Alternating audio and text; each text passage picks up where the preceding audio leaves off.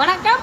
ஓரணியில் தமிழ்நாடு, ஓரணியில் தமிழ்நாடு திட்டம் தந்த மகராசா உங்களுக்கு பணத்தை வாரி வாரி கொடுக்குது அந்த கண்ணாடி சீசா.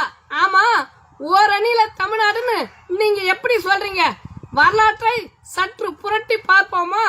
புலித்தேவனை எதிர்த்து வெள்ளக்காரன் சண்டை போடும் போது மருதநாயகம் புலித்தேவனுக்கு உதவல. அதே போல மருது பாண்டியர் சண்டை மாயும் போது மருது பாண்டியருக்கு எந்த பாண்டியரும் உதவல. அது போல வாவு சிதம்பரனாருக்கு எந்த தமிழனும் உதவல. ஆனா இப்ப ஓரணியில தமிழ்நாடு வந்துச்சுன்னு சொல்றீங்களே, அது எப்படி வந்திருந்தாலும் வந்திருக்கலாம். கள்ளச்சாராய விற்பனையில் ஓரணியில் தமிழ்நாடு, கஞ்சா விற்பனையில் ஓரணியில் தமிழ்நாடு, பாலியல் வன்புணர்வில் ஓரணியில் தமிழ்நாடு. இவங்களாலதான் இந்த தமிழ்நாடு ஆனது சுடுகாடு. தமிழர்களே, நான் சொல்வது உண்மை. இதை புரிந்து கொண்டால் நன்மை. ஒன்றுபட்டால்